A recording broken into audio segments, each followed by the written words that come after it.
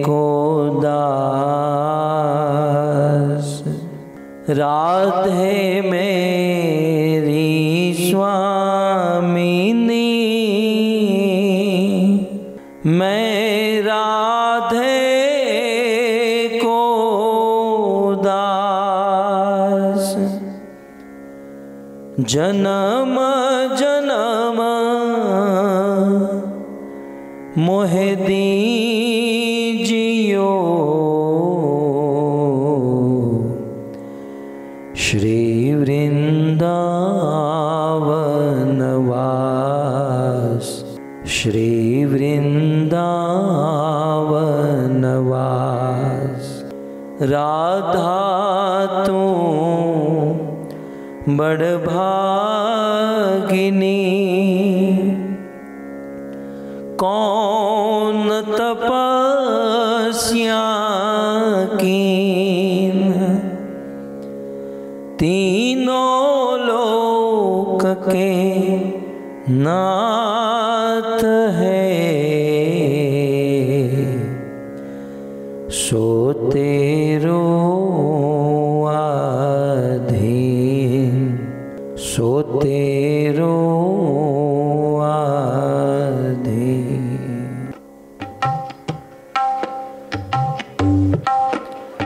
जय राधा माधव कुंज बिहारी, जय राधा माधव कुंज बिहारी, जय राधा माधव कुंज बिहारी, जय राधा माधव कुंज बिहारी, जय राधा माधव कुंज बिहारी, राधा माधव कुंज बिहारी, जय राधा माधव कुंज बिहारी, जय राधा माधव कुंज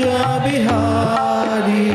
गोपी जन वल्लभ गिरिवरधारी, गोपी जन वल्लभ गिरिवरधारी, गोपी जन वल्लभ गिरिवरधारी, गोपी जन वल्लभ गिरिवरधारी। यशोदानंदन ब्रज जन रंजन, यशोदानंदन व्रज जन रंजन, यशोदानंदन ब्रज जन रंजन, यशोदानंदन व्रज जन रंजन, यशोदानंदन ब्रज जन रंजन, यशोदानंदन व्रज जन रंजन। यमुना तीर वनचारी,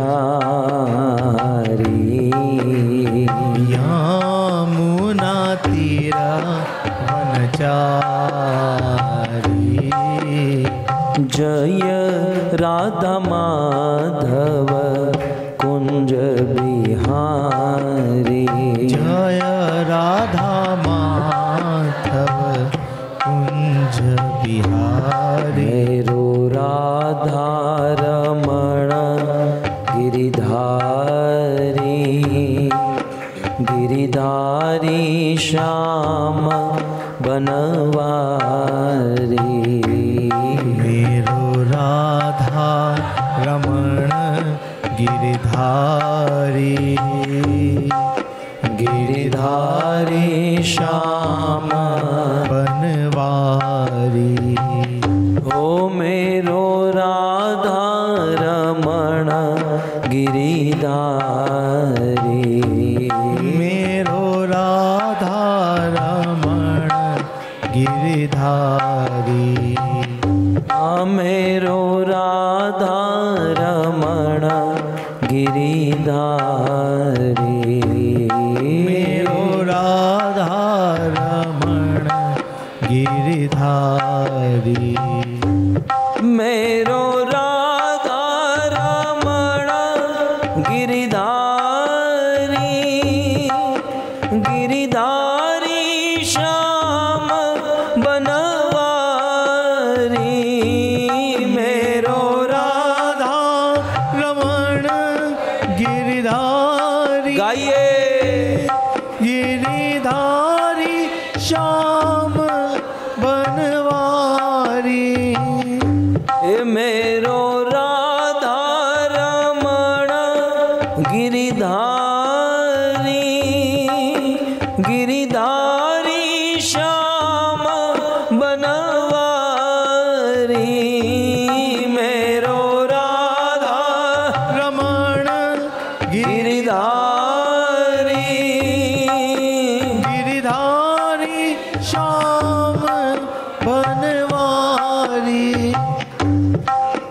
गोविंद मेरो है गोपाल मेरो है गोविंद मेरो है गोपाल मेरो है गोविंद मेरो है गोपाल मेरो है गोविंद मेरो है गोपाल मेरो है श्री बाके बिहारी नंदलाल मेरो है श्री बाके बिहारी नंदलाल मेरो श्री बाके बिहारी नंदलाल मेरो है श्री बाके बिहारी नंदलाल मेरो है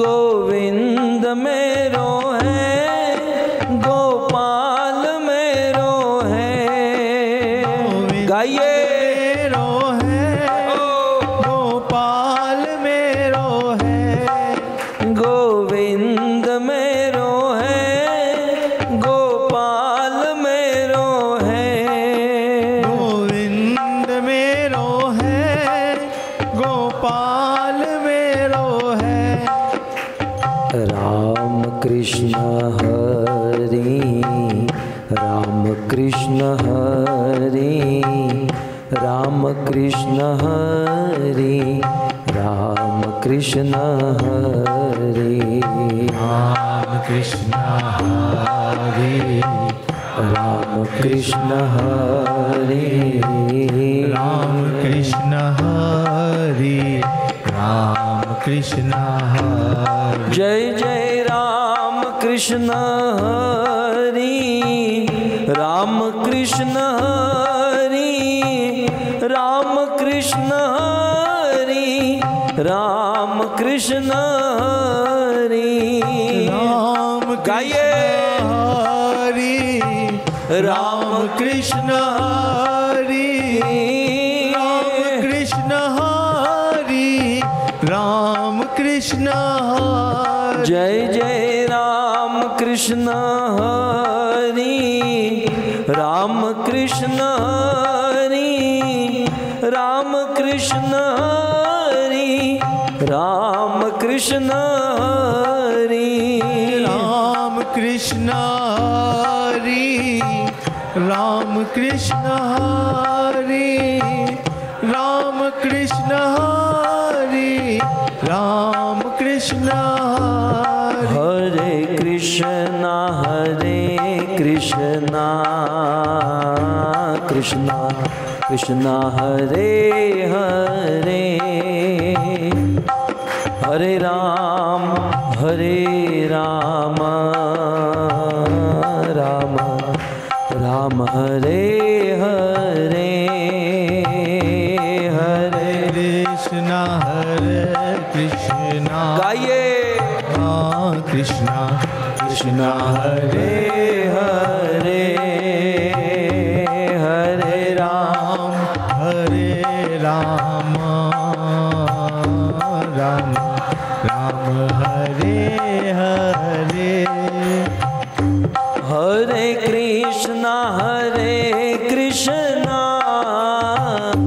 कृष्णा कृष्णा कृष्णा हरे हरे हरे राम राम राम हरे हरे हरे कृष्णा हरे गाइए प्रेम से कृष्णा कृष्णा हरे हरे हरे राम हरे राम राम राम हरे हरे हरे कृष्णा कृष्णा कृष्णा हरे हरे हरे राम राम राम हरे हरे हरे कृष्णा कृष्णा कृष्णा हरे हरे हरे राम राम राम हरे हरे राधा श्याम सुंदर राधा श्याम सुंदर राधा श्याम सुंदर राधे राधा श्याम सुंदर जय श्री राधा श्याम सुंदर राधा श्याम सुंदर राधे जगन्नाथ जगन्नाथ बलदेव जय सुभद्रा जगन्नाथ जय जगन्नाथ बलदेवा जय सुभद्रा रघुपति राघव राजा राम पतित पावन सीताराम रघुपति राघव राजा राम पतित पावन सीताराम राजा राम पतित पावन सीताराम राजा राम पतित पावन सीताराम बोलो रघुपति राघव राजा राम पतित पावन सीताराम रघुपति भाव से राजा राम पतित पावन सीताराम गौर निताय जय गौर निताय जय गौर निताय जय जय श्री गौर निताय गौरानिताय जय गौरानिताय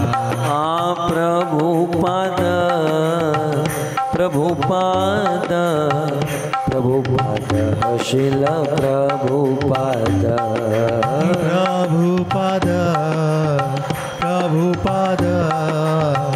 प्रभुपाद शिल प्रभुपाद जय जय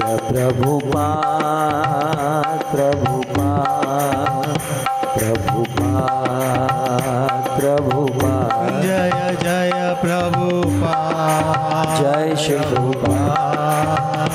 प्रभुपाद जय प्रभुपाद निताय गौर हरि बोल हरि बोल हरि बोल हरि बोल निताय गौर हरि बोल हरि बोल हरि बोल गौर हरि बोल युग धर्म हरिनाम संकीर्तन की ग्रंथराज श्रीमद् भागवतम महापुराण की श्रील प्रभुपाद की निताय गौर प्रेमानंदे हरि बोल यं ब्रह्मा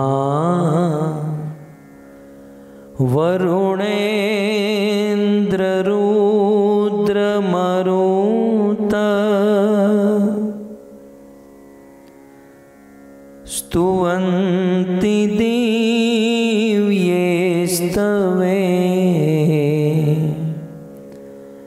वेदे सांगपद क्रमोपनिषदे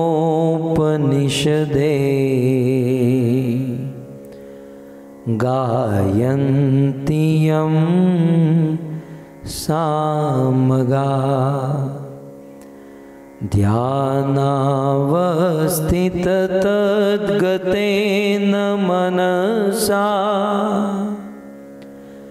पश्यन्ति यं योगिनो यस्यान्तं न विदु सुरासुरगणा देवाय तस्मै नमः।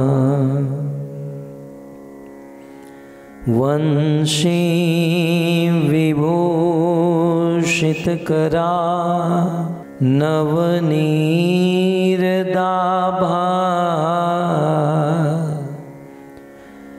पीताम्बर दरुणबिम्बफल दरोष्ठा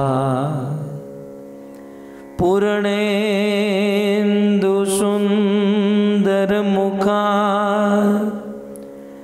अरविन्दनेत्रा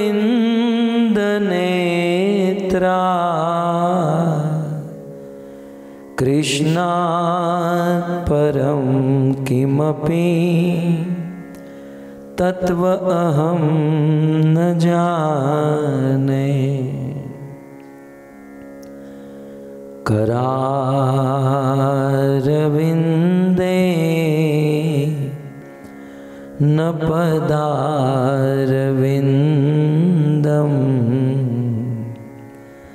मुखारविन्दे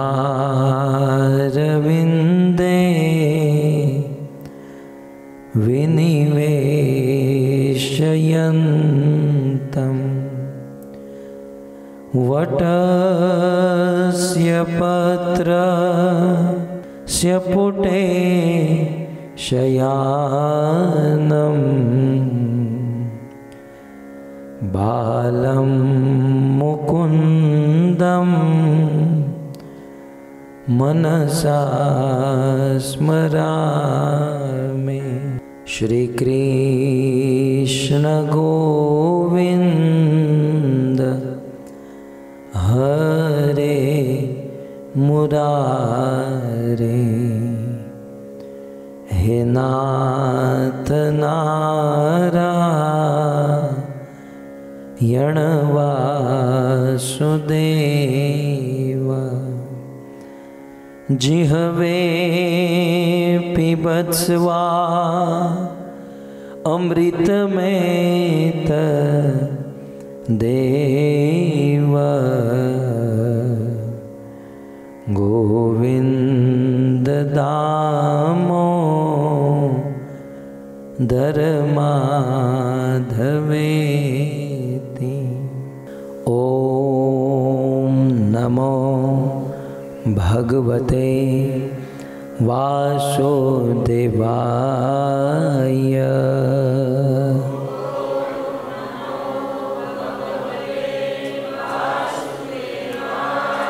ओम नमो भगवते वासुदेवाय।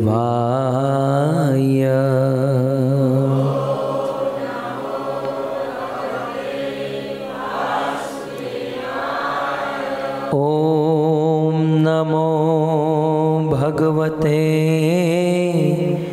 वासुदेवाय।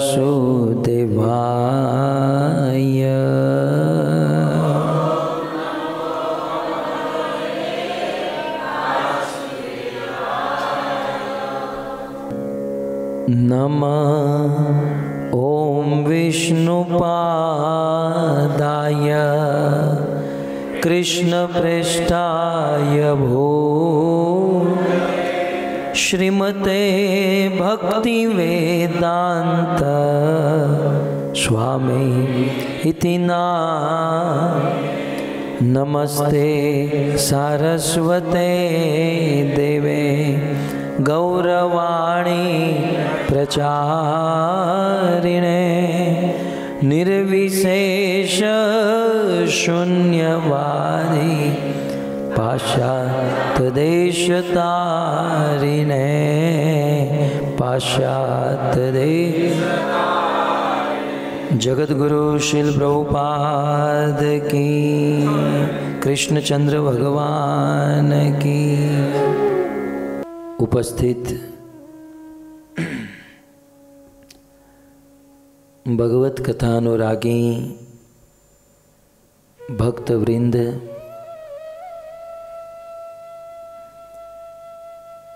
इस सभा को सुशोभित करने वाले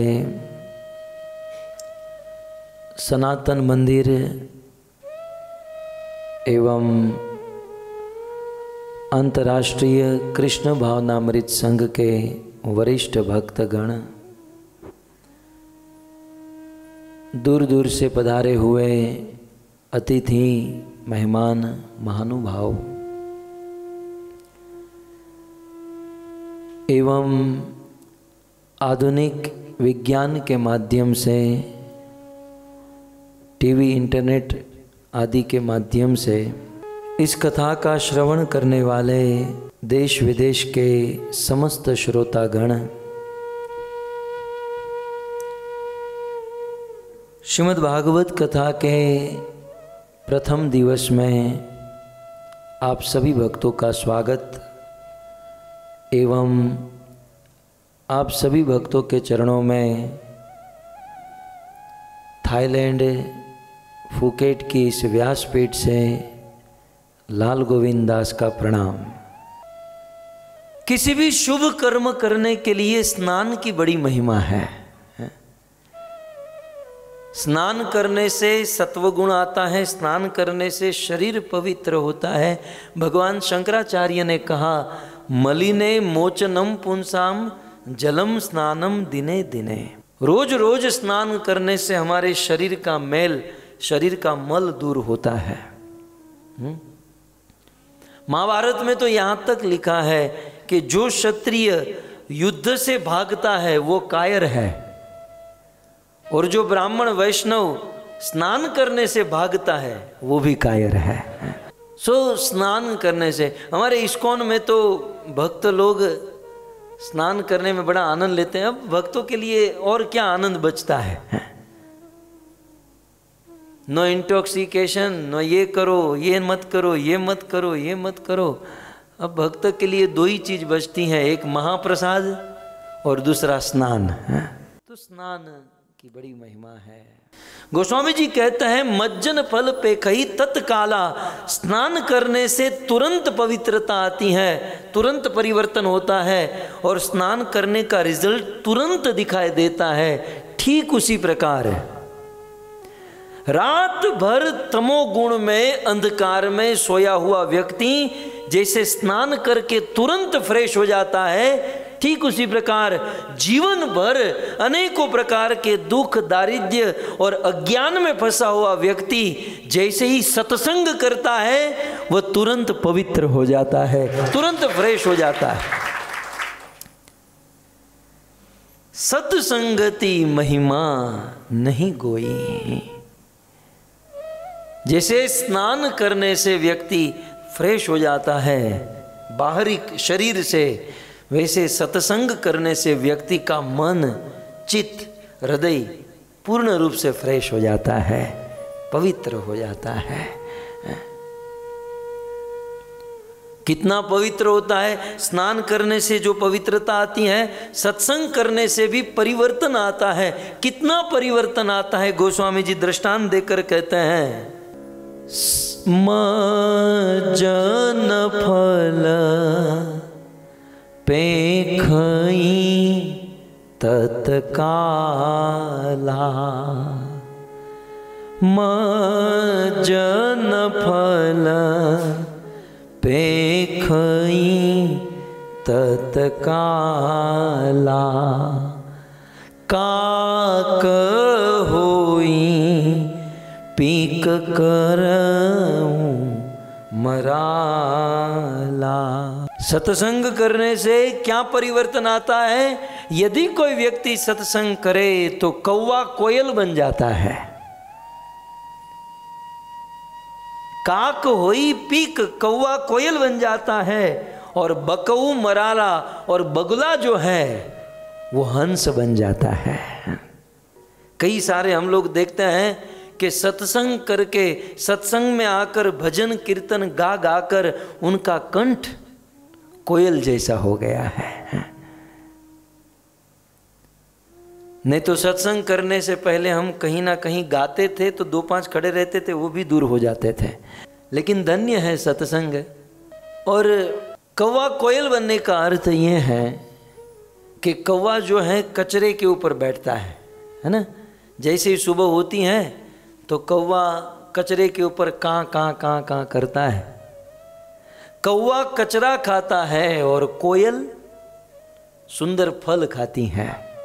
ठीक उसी प्रकार जो सत्संग करता है, जो सत्संग नहीं करता है, वो संसार का मल खाता है, मांस खाता है, शराब पीता है, अनेकों प्रकार की गंदी आदतों में फंसा हुआ होता है।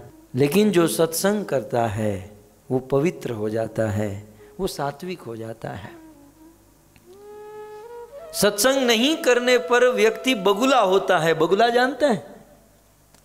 बगुला नदी में खड़ा होता है और नदी में अपनी चोंच ऐसे पानी में रखकर खड़ा होता है। बाहर से किसी को लग रहा है कि ये ध्यान कर रहा है।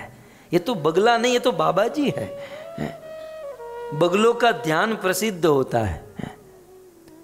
बगुले ऐसे ध्यान करके बैठते हैं जैसे आप लोग दुकान पर ध्यान करके बैठते हैं कि कब कोई कस्टमर आए। तो बगुला ध्यान करके बैठता है कि कब मछली आए, और जैसी मछली आती है गप करके खा जाता है, निगल जाता है। बाहर से ध्यानी दिखाई देता है और अंदर से मछली को मार कर खाता है बगुला। लेकिन ऐसे बगुले यदि सत्संग करने लगे तो मान सरोवर के हंस बन जाते हैं। बगुला हंस बन जाता है। जैसे स्नान किया हुआ आदमी छुपा नहीं रहता, तुरंत प्रकट हो जाता है, समझ में आ जाता है, परिवर्तन हो जाता है, वैसे ही सत्संग करके व्यक्ति का परिवर्तन हो जाता है। कौवा कोयल बन जाता है, और मैं कह रहा था बगुला हंस बन जाता है। मानसरोवर के हंस बड़े प्रसिद्ध हैं। उनको पानी और दूध ऐसे मिलाकर दे दो तो हंस में यह ताकत है कि वह दूध को ग्रहण करता है और पानी को छोड़ देता है। ठीक उसी प्रकार जो सत्संग करते हैं उनमें यह विवेक आ जाता है। सत्संग करने वाले में यह बुद्धि आ जाती है कि संसार की किस वस्तु को ग्रहण करना और किस वस्तु को छोड़ना। जिसने कभी सत्संग नहीं किया उसमें यह विवेक नहीं होता, वो तो कुछ भी ग्रहण कर लेता है। लेकिन जो सत्संग किया है उसे ये विवेक, उसे बुद्धि होती है क्या सही है क्या गलत है, क्या करना क्या नहीं करना, क्या स्वीकार करना क्या छोड़ना। हो सकता है कि सत्संग किया है फिर भी वो गलत स्वीकार कर रहा है, लेकिन इतनी तो बुद्धि होगी कि मैं गलत कर रहा हूं, ये भी काफी है। सत्संग करने वाला भी कभी कभी पाप कर बैठता है, गलती कर बैठता है, किससे गलती नहीं होती, लेकिन वो इतना तो समझता है कि मैं गलत जा रहा हूं। और जो लोग सत्संग नहीं करते हैं वो गलती करते हुए भी यह सोचते हैं कि मैं सही कर रहा हूं। वो गलती को भी अच्छा काम मानते हैं। तो ये है सत्संग। इसलिए कहते हैं सुनी आचरज करे नहीं कोई। ये सुनकर आप लोग आश्चर्य मत करना, क्योंकि सत्संग की महिमा कोई छुपी हुई नहीं है। प्रकट रूप से इतिहास खोलकर देखिए, फिर चाहे नारद हो, वाल्मीकि हो या कुंभज हो, इन लोगों ने अपने ही मुख से सत्संग की महिमा बताई है। सत्संग करने से कितना परिवर्तन, आदमी कहां से कहां पहुंच जाता है। इन तीन महानुभावों ने अपने मुख से ये बात बताई। सबसे पहले नारद मुनि को ले लीजिए। नारद मुनि जब व्यास मुनि के पास आते हैं, भागवत में वर्णन है, स्वयं अपने मुख से नारद मुनि निवेदन करते हैं कि व्यास जी मैं क्या बताऊं, सत्संग की महिमा मैं आपको कितनी बताऊं। मेरा प्रथम जन्म ब्रह्मा के गोद से हुआ था और मेरे पिता ब्रह्मा ने मुझे आज्ञा दी और मैंने उस आज्ञा को ठुकरा दिया। मुझे श्राप मिला और दूसरा जन्म मुझे देवता बनना पड़ा। व्यास जी मैं उपबरहण नाम का देवता हुआ और देवता बनकर भी शांति से नहीं बैठा। यद्यपि हम लोग ये शांति हॉल में बैठे ना, क्या नाम है वो, शांति भवन में बैठे हैं। शांति भवन में बैठकर भी अशांति हो जाए। यद्यपि मैं देवता बना लेकिन फिर भी शांति से नहीं बैठा। मैंने पुष्कर जैसे पवित्र धाम में जाकर अपराध किया और मेरे पिता ब्रह्मा ने पुनः मुझे श्राप दिया कि इतना उच्च निवास नीच कर तू थी, इतना ऊंचा शरीर प्राप्त करके नीच कर्म किया। मैं श्राप देता हूं पृथ्वी लोक पर, मनुष्य लोक पर तुम शूद्र हो जाओ। नारद जी अपने मुख से कह रहे हैं। नारद जी कहते हैं कि मेरा तीसरा जन्म इस धरती लोक पर शूद्र के घर पर हुआ। पिता का नाम द्रुमिल गोप और मां का नाम कलावती। जन्म से ही पिता की मृत्यु हो गई और मैं एक विधवा मां के साथ रहता था। कितनी दुर्गति हुई मेरी, लेकिन धन्य है सत्संग। दो जन्म लिए और दोनों जन्म में मेरा पतन हुआ, शूद्र कुल में जन्म हुआ, लेकिन धन्य है सत्संग कि मेरी माँ, क्योंकि पिताजी नहीं थे इसलिए माँ को काम करना पड़ता था और मेरी माँ हमारे गांव में आए हुए साधु संतों की सेवा करती और जो भोजन पानी मिल जाता उसी से अपना जीवन चलाती।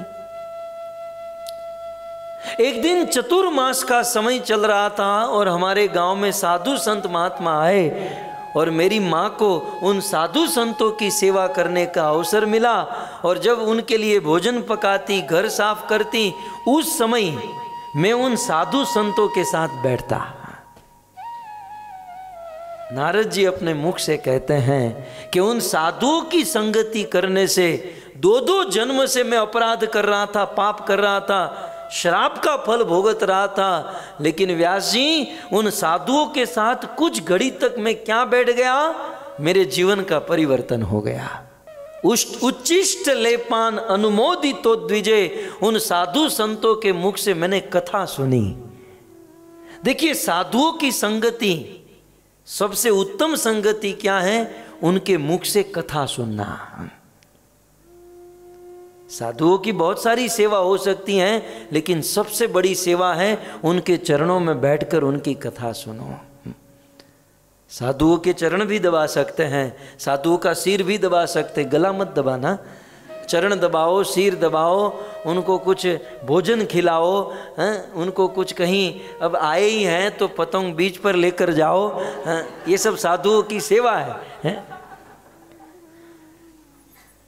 ये सभी प्रकार की साधुओं की सेवा है, लेकिन इन सभी सेवाओं में सबसे उत्तम सेवा क्या है, उनके चरणों में बैठकर उनके मुख से उपदेश सुनो, कथा सुनो, सबसे बड़ी सेवा।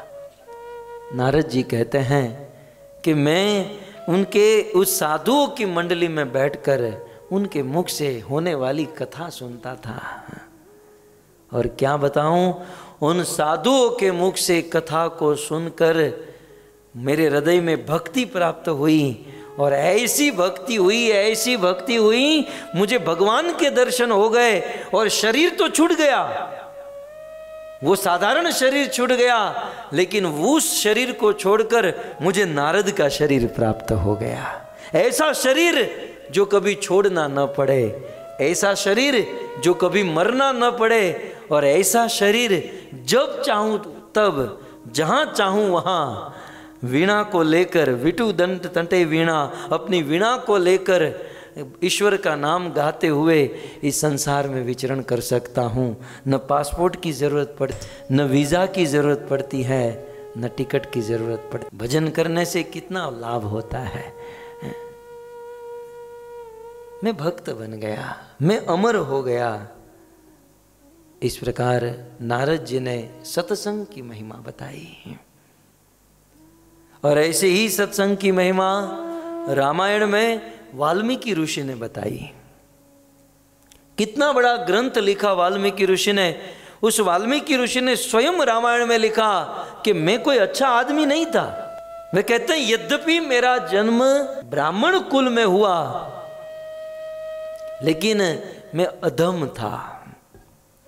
मैं पशु पक्षियों को मारता, पशु पक्षियों की हिंसा करता, उनका मांस खाता, उस मांस को बेचकर मैं अपने जीवन को चला रहा था। लेकिन एक दिन नारद जैसे साधु की क्या संगति हो गई, मैं धन्य हो गया।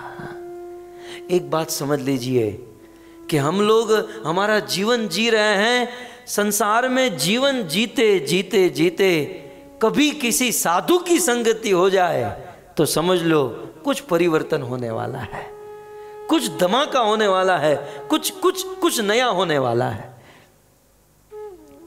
और ऐसा ही हुआ कि मैं तो पशुओं को मारता, काटता, खाता, उसे बेचता, और एक दिन नारद का दर्शन हो गया और मैं निशाना लेकर बैठा था कि बस उस हिरण को मारूं, लेकिन बीच में नारद जी आ गए और नारद के कारण मेरा निशाना चूक गया।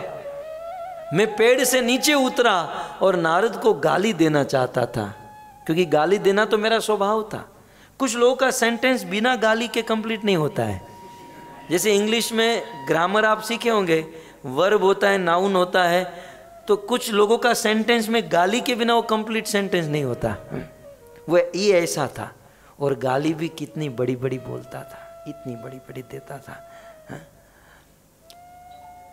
लेकिन लिखा है शास्त्र में कि नारद को देखकर मुखे गाली नहीं आए। बोलना तो चाहता था, बड़ी बड़ी गाली देना चाहता था, लेकिन दे नहीं पाया। क्यों? क्योंकि साधु का दर्शन हुआ।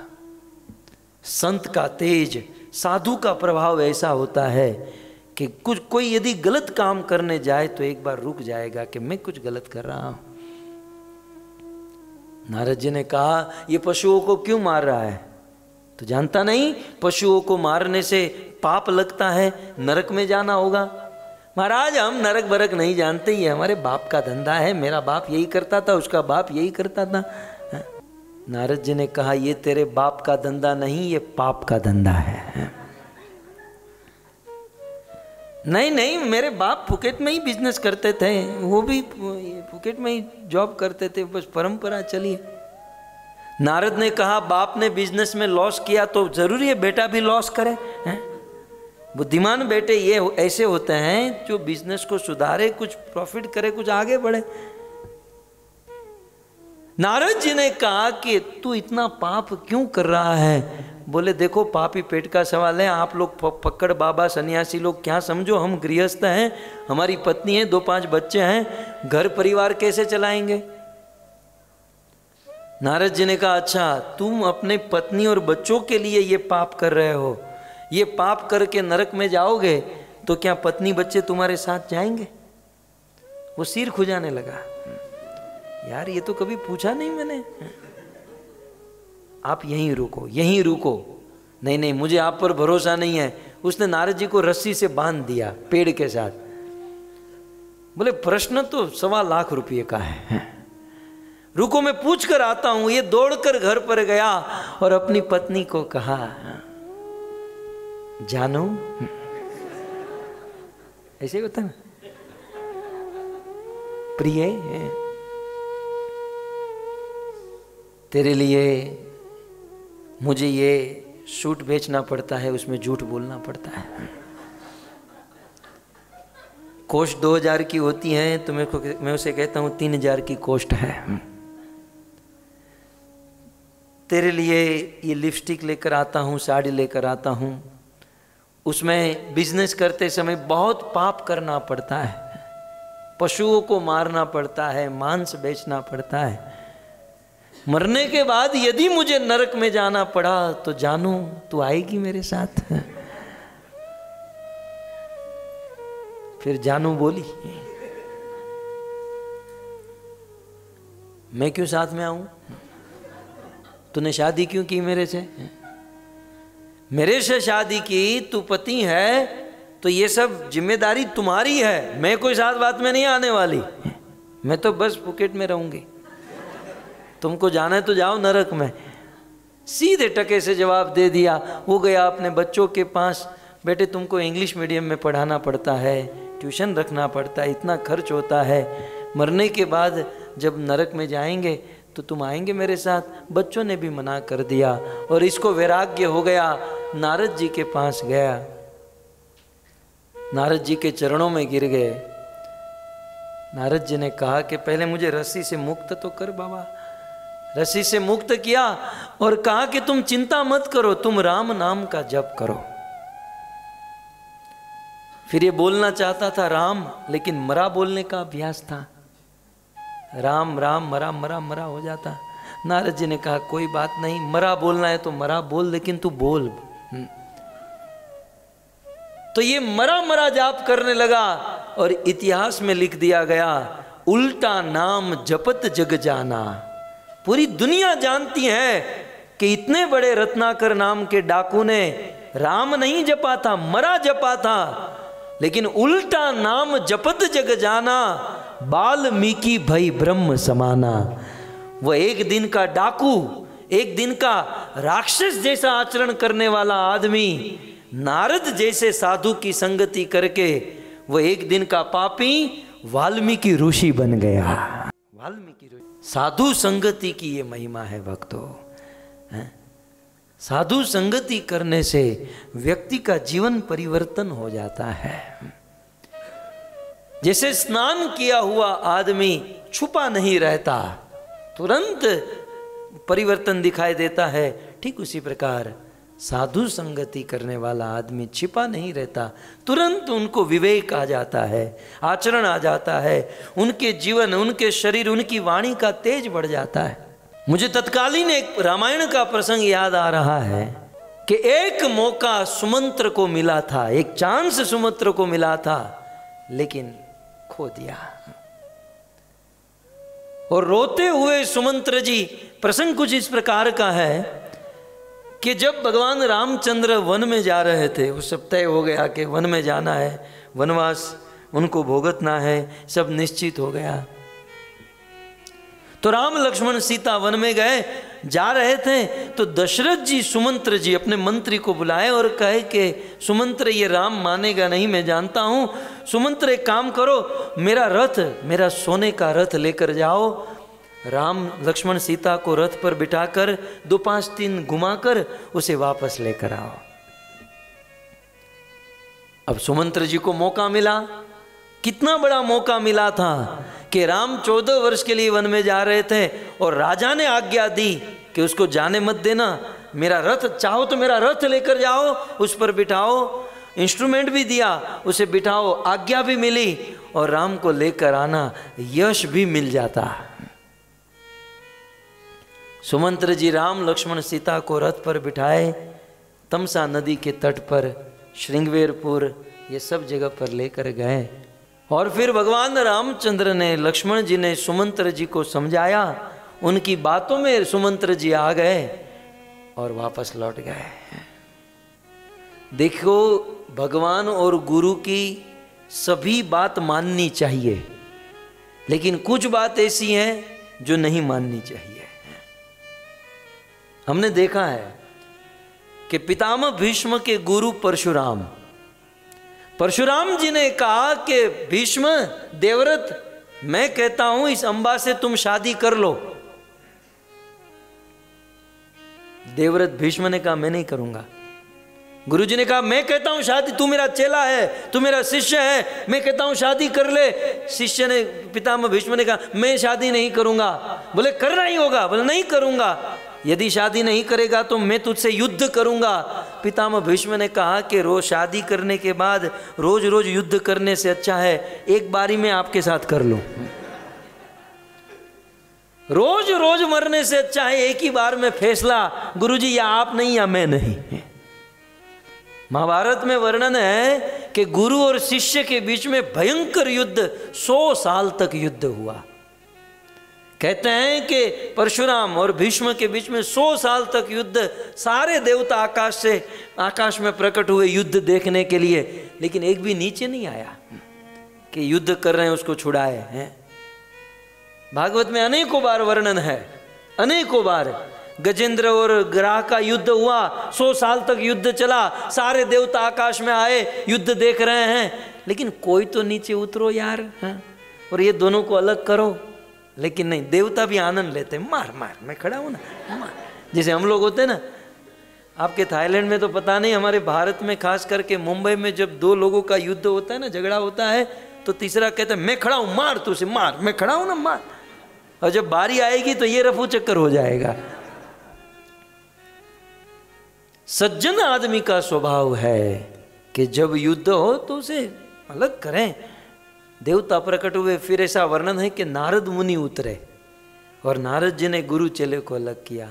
मैं ये कह रहा हूं कि गुरुजनों की, भगवान की सारी बात माननी चाहिए, लेकिन कुछ ऐसी बात होती हैं, हो सकता है कि गुरुजन परीक्षा ले रहे हैं, भगवान परीक्षा ले रहे हैं, उस समय वो बात नहीं मान सकते, जैसे ये शादी वाली बात।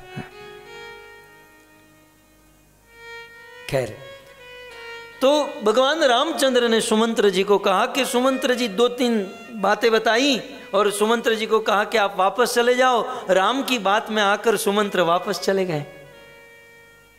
अब वापस खाली हाथ, खाली रथ लेकर जब आधे रास्ते पर पहुंचे, तब सुमंत्र जी के मन में अफसोस होने लगा, यार मैं क्या करके आया, मैं क्या करके आया। राजाधिराज अवधपति महाराज दशरथ की आज्ञा थी कि राम को वापस लेकर आना, और मैं राम को छोड़कर आया। सुमंत्र जी अपने मन को कोस रहे हैं। हमारे ब्रह्म मध्व गौड़ीय संप्रदाय में विश्वनाथ चक्रवर्ती ठाकुर ने एक ग्रंथ लिखा, मनः शिक्षा, कभी पढ़िएगा, मनः शिक्षा। ये शिक्षा, ये प्रवचन, ये उपदेश दूसरों को नहीं, पहले अपने मन को दीजिए। मेरा तो एकदम क्लियर कॉन्सेप्ट है कि स्वांत सुखाय तुलसी रघुनाथ गाथा।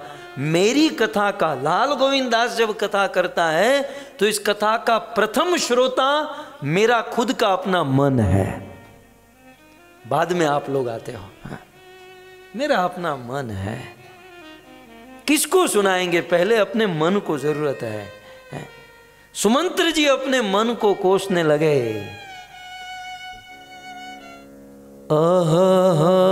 मंद मन, क्या कहते हैं, मंद मन तू अवसर चूका, तू अवसर चूका। सुमंत्र जी कहते हैं कि अरे मन, माने अफसोस करते हुए, अरे रे, अरे मन तो अवसर चूक गया, चूक गया, तूने ये चांस, ये मौका खो दिया। क्या चूक गया? अरे राजा ने तुझे कहा था कि राम को लेकर आना, तो तुझे राम को लेकर आना चाहिए था। तुझे राम को लेकर, यदि तू राम को लेकर अयोध्या में वापस आया होता तो राजा दशरथ तुझे इनाम देते। चलो कोई बात नहीं, राम ने प्रवचन किया, राम ने मनाया और मान गए, और राम वापस नहीं आए। चलो ये भी समझ में आ गया कि सुमंत्र जी अपने मन को कह रहे हैं कि मन, चांस मिला था तुझे, मौका मिला था, तू मौका चूक गया। यदि तू राम को लेकर आया होता तो राजा दशरथ तुझे इनाम देते। और चलो समझ में आया कि राम को तू नहीं ला पाया, नो प्रॉब्लम, क्योंकि राम की इच्छा नहीं थी, राम की इच्छा नहीं थी और राम नहीं आए तो राम के विरह में तुझे मर जाना चाहिए था। प्रेम किसे कहते हैं? प्रेम वो है जब प्रेमी साथ में हो तो सुख और आनंद का अनुभव, और जब प्रेमी न हो तो प्राण निकल जाए। जिसे जल में, पानी में अनेकों जीव रहते हैं, मगर, कछुआ, लेकिन पानी से प्रेम किसका होता है? मछली का। हमारे देश में बचपन से ही बच्चे को संस्कार दिया जाता है, मछली जल की रानी है, जीवन उसका पानी है। मछली का प्रेम पानी से होता है, पानी से उसे निकाल दे तो वो मर जाती है। ये प्रेम का स्वरूप है कि प्रेमी न मिले, प्रेमी न रहे तो प्राण छटपटाने लगे, प्राण निकल जाए। सुमंत्र जी अपने मन को कहते हैं, या तो राम को लेकर आना चाहिए था, और राम नहीं आए तो राम के विरह में प्राण छोड़ देना चाहिए था। यदि राम को लेकर आता तो राजा दशरथ इनाम देते, और राम के विरह में प्राण छूट जाते तो इतिहास के पत्ते पर अमर हो जाता। न राम को ले पाया, न राम के विरह में प्राण छूट पाए। अरे मन, मन तू अवसर चूक गया। मुझे जो आपसे कहना है भक्तों, हमारे जीवन में भी अनेक अवसर मिलते हैं, अनेकों चांस मिलते हैं। उस चांस को समझ लेना चाहिए। मौका रोज नहीं मिलता, ये समझ लीजिए। अब चांस, मौके की बात आई है तो ये जो कथा हो रही है ये भी रोज नहीं मिलती है। मैंने देखा है कुछ लोग, मैं प्रैक्टिकल बात कर रहा हूं, कि कुछ लोग मौका समझ नहीं पाते, चांस को समझ नहीं पाते, और चांस मिला तो उसका लाभ नहीं ले पाते। साल में 365 दिन होते हैं प्रभु जी, और 365 दिन में केवल 5 दिन कथा है। इतना बड़ा आयोजन, इतने सारे साधु संत, भगवत कथा, कीर्तन, प्रसाद, 365 दिन में मात्र 5 दिन। और ऐसे 5 दिन हमारे घर के आंगन में, फुकेट में, हमारे अपने स्थान पर आए हैं, और आदमी सोचता है कि आज मेरी सेवा है, मैं सेवा करने चली जाऊंगी। 300 दिन है हमारे पास, है। आज मेरी जॉब है, आज मेरा ये है, आज मेरा वो है, 300 दिन हमारे पास है। जब 5 दिन मौका मिला है तो इसे ले लेना, ये बुद्धिमानी है। कई बार कोई साधु संत महात्मा किसी के घर पर जाते हैं, और घर का मालिक क्या करता है? हाथ में गीता लेकर कोने में बैठकर पढ़ते रहता है। हाँ, कभी कभी कोई बहुत बड़े संत साधु महात्मा किसी के घर पर जाते हैं कृपा करके, और वो गीता खोलकर बैठा होता है। अरे गीता तो 300 दिन तेरे पास है, तब पढ़ लेना। अभी ये साधु तेरे घर के द्वार पर आया है, उसका कुछ लाभ ले ले, उनकी कुछ सेवा, उनके मुख से कुछ 2 शब्द सुने। कई बार बड़ी मुश्किल से कोई साधु संत किसी गृहस्थी के घर पर जाते हैं, और अब उस साधु के मुख से उपदेश प्रवचन सुनने के बदले ये खुद अपनी कथा शुरू करता है। महाराज ये हमारी दुकान है, ये हमारा बिजनेस है, ये बस ये माल है, ये कस्टमर है, ये है, ऐसी 3 दुकान और भी हैं, ये है वो है। तब तक तो साधु के जाने का टाइम हो जाता है। इसे कहते हैं चांस चूक गए, मौका गया। ऐसे जीवन में बहुत प्रकार के चांस है, इस पर मैं रोज कुछ ना कुछ आपको खिलाऊंगा, आपको बताऊंगा। लेकिन श्रीमद् भागवत में एक बहुत बड़ा पापी जो मृत्यु के दरवाजे पर खड़ा था, अरे क्या बताऊं, आधा बस मर ही चुका था, लेकिन उस परिस्थिति में उसे चांस मिला, और उसने उस चांस को कैसे समझा और उस चांस का कैसे लाभ ले लिया। नरक निश्चित था उसके लिए, वो मर चुका था और बस नरक के द्वार पर, लेकिन एक ऐसा चांस मिला है, थोड़ा सा चांस क्या मिल गया, अपनी बुद्धि, अपना आचरण, अपने जीवन को सुधार दिया, और भगवान की भक्ति करके जो नरक में जाने वाला था वो नरक में न जाकर, सुखदेव जी कहते हैं परीक्षित, हेमम विमान आरूढ़, वो सोने के विमान में बैठकर भगवान के धाम वैकुंठ को प्राप्त हो गया। और ये और कोई नहीं, ये है कानपुर का, कन्नौज का वो ब्राह्मण अजामिल। कभी कभी हम लोग सोचते हैं कि हम भक्तों के जीवन में दुख क्यों आता है। कभी कभी हम सोचते हैं कि हम इतना हरि नाम जप करते हैं, मंगला आरती करते हैं, सेवा करते हैं, पूजा करते हैं, फिर भी हमारे जीवन में इतना प्रॉब्लम, इतना दुख क्यों? वह दुख नहीं है प्रभु, वो चांस है, वो मौका है। श्रीमद् भागवत में सुखदेव गोस्वामी कहते हैं कि परीक्षित सकृत मनः कृष्ण पदार विंदयो निवेशितम तद गुणरागियेरिह नते यमम पाशभृतश्च तद्भटान स्वप्ने भी पश्यन्ति हिश्चिर्ण निष्कृता। सुखदेव जी ने महाराज परीक्षित को कहा कि परीक्षित, यदि कोई व्यक्ति सकृत, सकृत माने थोड़ा भी, देखिए ये शब्द भी बड़ा महत्वपूर्ण है। सकृत माने थोड़ा। परीक्षित कोई थोड़ा भी अपना मन कृष्ण में लगा देता है तो वह नरक में जाने से बच जाता है। जागृत की बात तो दूर रही, उसे स्वप्न में भी नरक, यमराज या यमराज के दूत नहीं दिखाई देते हैं। हे परीक्षित, जो व्यक्ति सकृत थोड़ा भी अपना मन कृष्ण में लगा देता है, तो आप लोग तो आधा पौना घंटा कथा सुन चुके हो, चले जाओ तो भी प्रॉब्लम नहीं है, मतलब सकृत हो गया है, सकृत है। भगवद गीता में भी कृष्ण ने कहा, नेहा विक्रमना शोस्ति स्वल्पम पश्य धर्मस्य त्रायते महतो भयात। हमें तो क्या है ना, हम लोग गृहस्थी हैं, संसारी है, तो शास्त्र के ऐसे ऐसे श्लोक खोज कर ही बस खुश रहते हैं। अब 24 घंटा भक्ति सन्यासी करेगा, हम करेंगे? पत्नी, बच्चे, समाज, परिवार लेकर बैठे हैं, हमको तो पूरा काम करना है ना। तो निरंतर भक्ति सततम कीर्तयन्तो माम, ये सन्यासियों के लिए रख दीजिए। हमारे लिए कौन सा श्लोक है? सकृत है, स्वल्पम अप्यस्य धर्मस्य। अब जिसको जो अपने टाइप का माल मिलेगा वही दुकान में जाएगा। तो कृष्ण ने जिस श्लोक में कहा कि अर्जुन, यदि कोई थोड़ी भी भक्ति करता है, स्वल्पम, यदि कोई थोड़ी भी भक्ति करता है तो त्रायते, सभी भय से वह मुक्त हो जाता है। यहाँ कहते हैं सकृत थोड़ी भी भक्ति।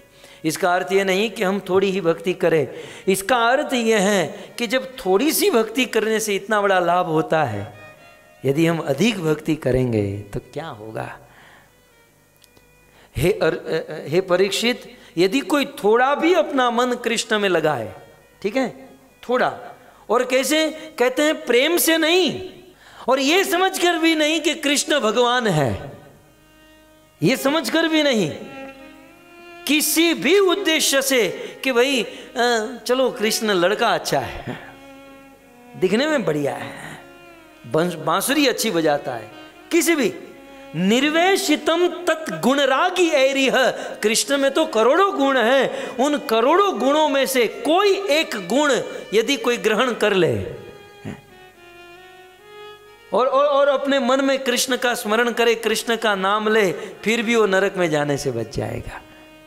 ऐसा नहीं कि भगवान मानकर, नहीं तो आप मुझे बताइए, क्या यशोदा कृष्ण को भगवान मानती थी?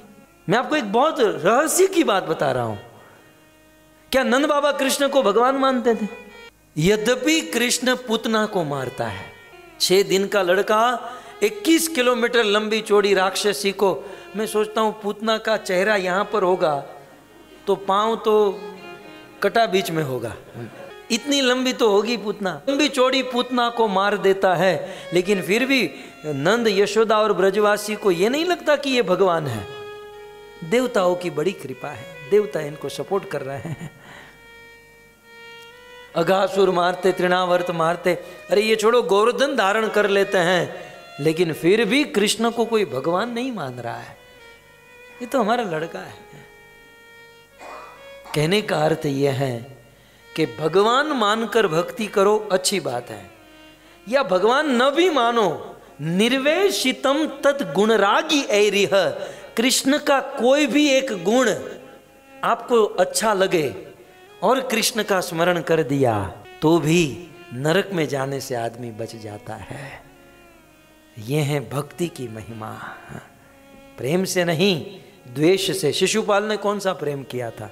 रावण ने कहाँ प्रेम किया था? हिरण्याकश्यप ने कहाँ प्रेम किया था? लेकिन ये सब लोग भगवान के धाम में सायुज्य मुक्ति को प्राप्त हो गए। क्यों? क्योंकि जैसे तैसे भी भगवान का स्मरण किया था।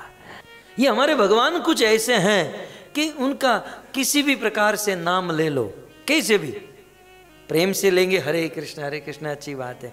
आपकी दुकान पे कोई नौकर काम करता है, उसका नाम है रामू, और रामू अच्छा काम नहीं करता, गाली देकर ये रामू बेकार आदमी, ऐसा भी यदि कोई बोलता है ना, तो भगवान राम खुश होते हैं, ये मेरी भक्ति कर रहा है, ये मेरा नाम ले रहा है।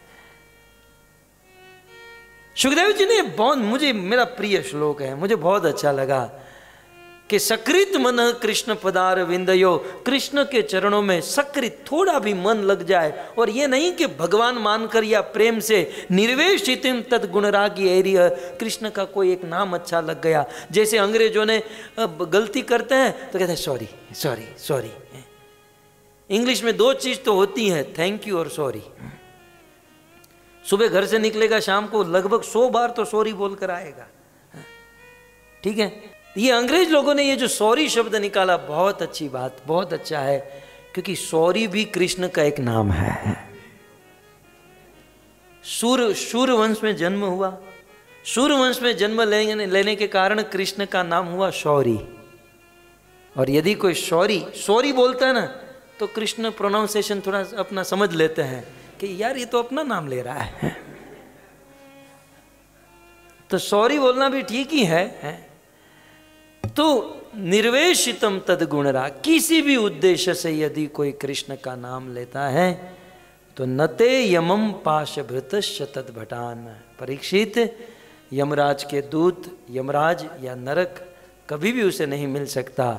और यहाँ तक स्वप्ने भी पश्यन्ति हिश्चिर्ण निष्कृता, स्वप्न में भी उनको ये नहीं आएगा।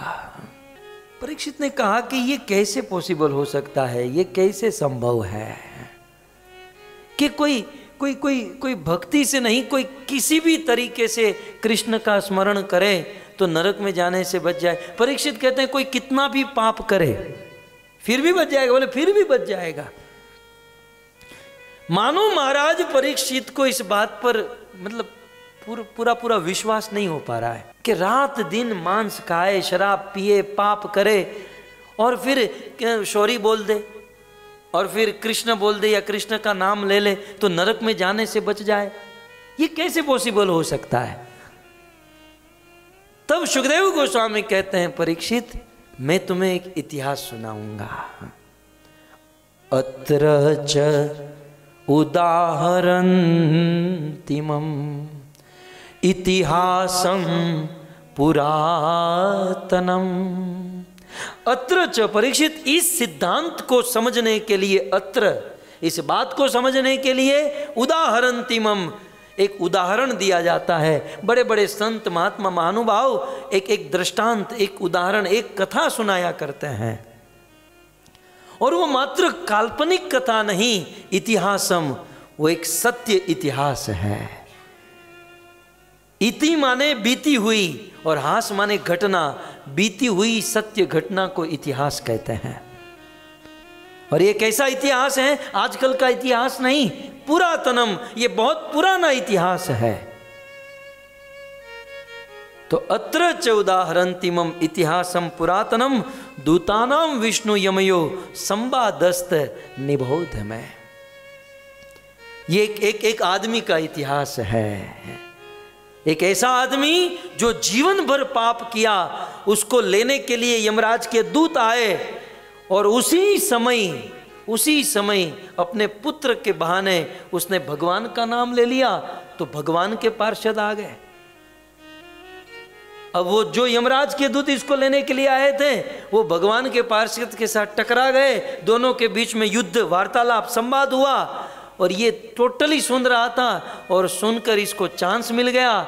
और वो जो चांस था उसका उसने मौका लाभ उठा लिया और जो नरक में जाने के लिए तैयार हो चुका था वो नरक में नहीं जाकर वैकुंठ में चला गया। ये जो इतिहास है संवादस्त निबोध में, परीक्षित मैंने भी किसी से सुना था। मेरे पिता व्यास मुनि से, तो सुखदेव जी कहते हैं मैंने व्यास मुनि से तो सुना था, लेकिन ये इतिहास कुंभज ऋषि से, अगस्त ऋषि से सुना था। कुंभज ऋषि जब ये कथा सुना रहे थे, भगवान बिंदु माधव नील माधव के चरणों को स्पर्श करके सुना रहे थे कि मैं ये सत्य कह रहा हूं, मैं ये झूठ नहीं कह रहा। तो ऐसा इतिहास मैं आपको सुनाऊंगा। निबोध में परीक्षित ध्यान से तुम सुनो। सुखदेव गोस्वामी ऐसा क्यों कह रहे होंगे, परीक्षित तुम ध्यान से सुनो? क्या परीक्षित सो रहे होंगे हमारी तरह, या फिर परीक्षित का मन दुकान में चला गया होगा हमारी तरह, या फिर परीक्षित का मन प्रसाद में चला गया होगा हमारी तरह? निबोध में ध्यान से सुनो, सावधानतया सुनो, सावधान होकर सुनो। इसका अर्थ यह है परीक्षित तुम ध्यान से सुन ही रहे हो, लेकिन और अधिक ध्यान से सुनो, क्योंकि बहुत इंपॉर्टेंट बात सुनाने जा रहा हूं। संवादस्थ निबोध में। सो इस प्रकार सुखदेव गोस्वामी महाराज परीक्षित को अ सेकेंड चांस, एक मौका, इस पर कथा सुना रहे हैं। सुखदेव गोस्वामी कहते हैं कि कान्यकुब्ज नाम का एक गांव था। देखो, आप किसी भी कथा में पहले स्थान का वर्णन होता है, आपने देखा होगा। आप भगवत गीता में चलो, गीता का पहला श्लोक क्या है? क्या है बोलिए? धर्म क्षेत्र कुरुक्षेत्र। इतनी बड़ी भगवत गीता, इतनी बड़ी फिलोसॉफी, लेकिन प्रथम शब्द क्या आया? धर्म क्षेत्र, स्थान। भागवत में चलिए, भागवत में पहला श्लोक कौन सा? नैमिषे निमिष क्षेत्रे, वहां पर भी क्षेत्र नैमिषारण्य। रामायण में चलिए, रामायण में प्रथम भरद्वाज मुनि बसही प्रयागा, वहां पर भी क्षेत्र। कोई भी कथा होती है तो पहले स्थान का वर्णन किया जाता है। कारण यह है कि भजन करने के लिए, भक्ति करने के लिए स्थान की बड़ी महिमा है। कुछ लोग सोचते हैं कि नहीं, हम लोग हमारी दुकान में, हम हमारे घर पर भी कथा सुन लेंगे। सुनोगे, लेकिन ऐसे पवित्र मंदिर में बैठकर, ऐसे पवित्र स्थान में बैठकर जो आप कथा सुनोगे, हरि नाम लोगे, वो आपके घर पर या दुकान में नहीं होगा। मतलब फल तो मिलेगा, लेकिन जितना फल पवित्र स्थान में मिलता है ना, उतना अन्य स्थान पर नहीं मिलता। स्थान की बड़ी महिमा है। तो ऐसा ही एक स्थान कान्यकुब्ज, जिसे आज कन्नौज कहा जाता है, कानपुर के बगल में आज भी ये कन्नौज गांव है। उस कन्नौज गांव, कान्यकुब्ज गांव में एक ब्राह्मण रहता था, और उस ब्राह्मण का नाम था अजामिल। क्या नाम था? अजामिल। एक आचार्य ने बहुत सुंदर कहा कि ये केवल उस अजामिल की कथा नहीं है, ये फुकट वाले अजामिल की कथा है।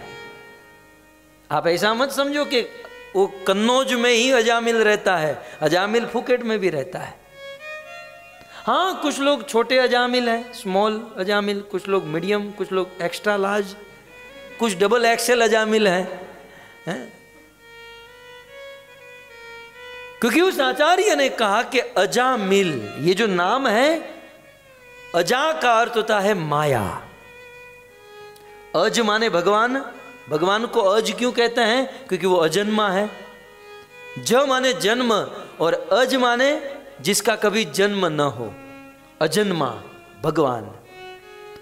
और अजा, उसमें आगे मात्रा लग गई, अजा माने भगवान की माया। तो अजा माने माया, और मिल माने जो मिल गया है, भगवान की माया में जो मिल गया है उसे अजामिल कहते हैं। अब आप ही कहिए, क्या हम लोग अजामिल नहीं हैं? क्या हम लोग भगवान की माया में मिले हुए नहीं हैं?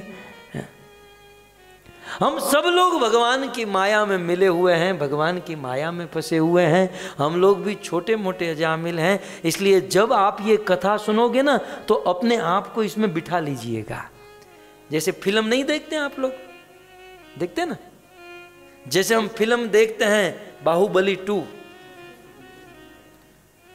या कौन सा है पता नहीं, जो भी है, फिल्म देखते हैं तो उसमें जो हीरो होता है, हम समझ लेते हैं कि वो हम ही हैं। वो हीरो है, वो हम है। वो हीरो नाचता है तो हम भी नाचते हैं, वो रोता है तो हम भी रोने लगते हैं, वो हंसता है तो हम भी हंसते हैं। अपने आप को, अपनी पर्सनैलिटी उसमें बिठा देते हैं।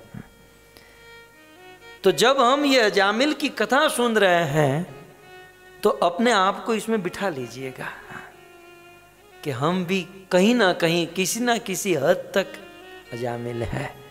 फिर आपको कथा सुनने में बड़ा आनंद आएगा और कथा सुनकर परिवर्तन होगा, रिजल्ट मिलेगा। तो कान्यकुब्ज कन्नौज नाम के गांव में अजामिल नाम का एक आदमी रहता था। जन्म से जाति से वो कौन था? तो कहते हैं जाति से वो ब्राह्मण था, द्विज था। ब्राह्मण को द्विज कहते हैं, ठीक है। ब्राह्मण को द्विज क्यों कहते हैं? द्वि माने दूसरा, ज माने जन्म। जन्म से सब लोग शूद्र होते हैं, लेकिन जब जनोई पहनाई जाती है तब उसका दूसरा जन्म होता है, द्विज, दूसरा जन्म। तो जन्मना जायते शूद्र संस्कारात द्विज उच्चते वेद पाठात भवेत विप्र ब्रह्म जानाति ब्राह्मण। तो ब्राह्मण उसे कहते हैं जो ब्रह्म को जाने, जो ब्रह्म को समझे, जो रात दिन 24 घंटा ब्रह्म में पड़े रहे। ब्रह्मचारी किसे कहते हैं? ब्राह्मण किसे कहते हैं? बस जिसको ब्रह्म के साथ, भगवान के साथ लेना देना है, जिसके दिलो दिमाग में मात्र ब्रह्म ही ब्रह्म, भगवान ही भगवान भरे हुए हैं। जो शराब पिए बिना सोते नहीं और अपने आप को ब्राह्मण कहते हैं, कल से ब्राह्मण कहना बंद कर दीजिएगा।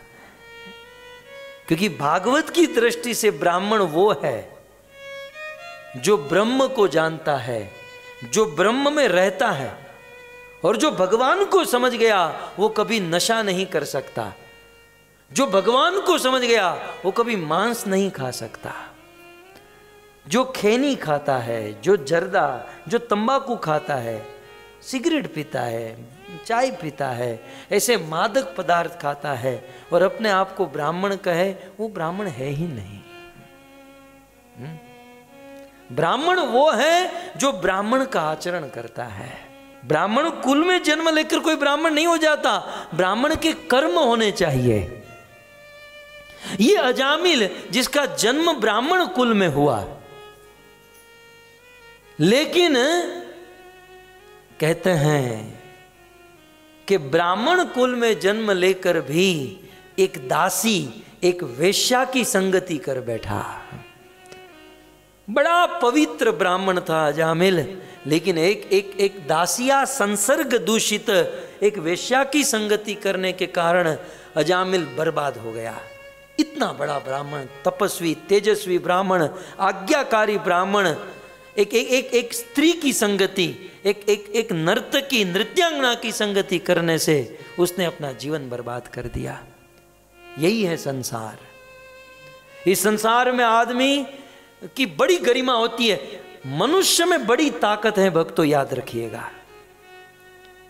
लेकिन जब वो किसी स्त्री की आसक्ति में फंसता है, उनका तेज, उनका प्रभाव बर्बाद हो जाता है। मैंने कुछ दिन पहले सुनाया था, मैं फिर से आपको कहूं, हमारे इतिहास में एक से एक राजा महाराजा हुए। उनमें से एक थे महाराज पुरुरवा। पुरुरवा महाराज दीर्घ आयु पत्नी उर्वशी और युग पर्यंत वो जीते रहे और उस स्त्री के साथ संभोग किया और बर्बाद हो गए।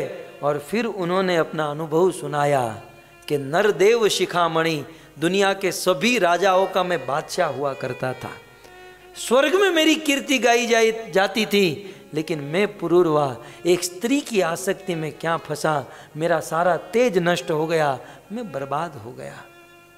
उस स्त्री की आसक्ति में फंसकर कब दिन चला गया, कब रात चली गई, कब जीवन बीत गया, कोई भरोसा नहीं रहा। और मैं तो क्रीड़ा मृग इव उस स्त्री के हाथ का खिलौना हो चुका था, लेकिन उस स्त्री को मेरे में कोई प्रेम नहीं। वो मुझे छोड़कर चली गई। मैं नंगा नाच रहा था, मैं रो रहा था, बिलक रहा था, लेकिन मेरे पर थोड़ी भी दया नहीं आई, मुझे छोड़कर चली गई। हाय रे, उस स्त्री ने तो मुझे बर्बाद कर दिया। बहुत बड़ी बात पुरुरवा ने कही, लेकिन अंत में ये भी कहते हैं उसमें उस स्त्री का भी क्या दोष। दोष तो मेरा है कि मैं उसकी आसक्ति में फंसा। अजामिल के बारे में मैं आपको क्या बताऊं, अभी समय का अभाव है। बहुत बड़ा ब्राह्मण था ये, और आज भी कन्नौज के ब्राह्मण बड़े फेमस होते हैं। एक कनौजिया 13 चूल्हा, हमारे देश में कहावत है कि एक कनौजिया ब्राह्मण, बहुत सारे ब्राह्मण ना, सरयू पानी ब्राह्मण, सरयू के तट पर रहने वाले सरयू पानी ब्राह्मण, सरस्वती नदी के तट पर रहने वाले सारस्वत ब्राह्मण, वैसे कनौजिया ब्राह्मण बहुत फेमस होते हैं। तो अजामिल कनौजिया ब्राह्मण था, इसके लिए आया एक कनौजिया 13 चूल्हा। एक कनौजिया ब्राह्मण किसी के घर पर जाता है ना तो 13 चूल्हा बनाता है, स्पर्श अपर्श का इतना ये रखता है, इतना पवित्र ब्राह्मण, आज्ञाकारी पुत्र। लेकिन सुखदेव जी बड़े दुख से कहते हैं कि दासिया संसर्ग दूषित। भगवान ऋषभ देव के पुत्र ने कहा कि पिताजी ऐसा कोई हाईवे है, आपके वहां हाईवे होता है ना, फ्रीवे, हाईवे, रोड, ऐसा कोई रोड है जो सीधे वैकुंठ में जाए? बोले है। और ऐसा कोई रोड है जो सीधे नरक में जाए? बोले है। बोले दोनों रोड बता दीजिए तो हम उसे पकड़कर सीधे जा सकते हैं।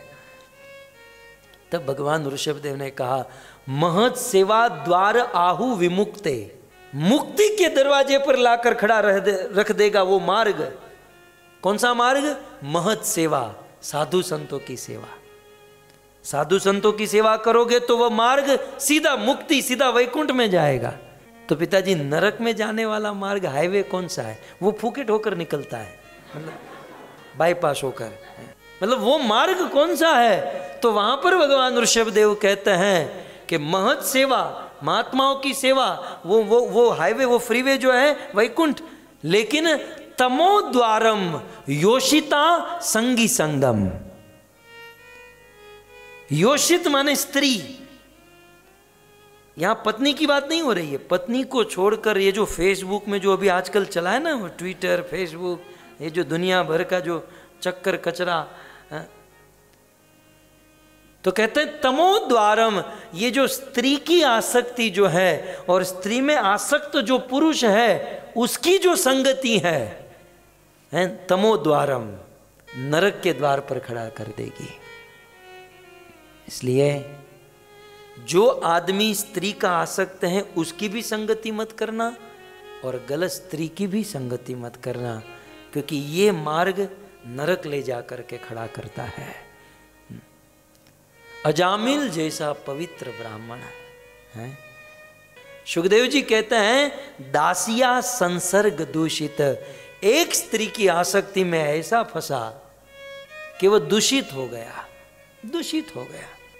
और वो उस स्त्री को, उस वेश्या को दासी पति अजामिल अपनी पत्नी मानता था। अब आप ही कहिए, वेश्या किसी की पत्नी होती है? उसका पति तो धन होता है, जहां पैसा होती है वहां रहती है, पैसा नहीं तो वो चली जाती। लेकिन ये इतना मूर्ख कि उस नृत्यांगना को अपनी पत्नी मान बैठा, अपने घर पर रखा और उसी की संगति में ऐसा फंसा कि इतना दूषित हो गया, इतना दूषित हो गया कि संसार में एक भी पाप ऐसा नहीं था जो अजामिल नहीं किया था। एक दिन का पवित्र ब्राह्मण दुनिया का सबसे बड़ा पापी बन गया। महाराज परीक्षित ने कहा, बताइए अजामिल ने क्या क्या पाप किए थे? सुखदेव जी कहते वो मैं कल बताऊंगा। अजामिल के पापों की कथा, और ऐसे पापी को जो चांस मिला वो भी हम कल सुनेंगे। लेकिन हम भी अजामिल से कम पाप नहीं किए हैं। कल आप सुनेंगे, बिल्कुल सिमिलर चलेगा हमारा और अजामिल का। जो अजामिल पाप करता था हम भी उसी में से ही है, छोटे मोटे अजामिल। लेकिन अजामिल को कब कैसे चांस मिला और नरक का मार्ग छोड़कर वैकुंठ को कैसे प्राप्त कर लिया, हम भी इस प्रसंग से यह सीखेंगे। और भी सात्विक तात्विक कुछ प्रैक्टिकल, कुछ हमारी जीवन से जुड़ी हुई बातें करेंगे और अपने जीवन को धन्य करेंगे। हरे कृष्णा। ग्रंथराज श्रीमद् भागवतम महापुराण की, श्रील प्रभुपाद की, निताय गौर प्रेमानंदे। जय जय श्री राधे, जय जय श्री राधे, जय जय श्री राधे।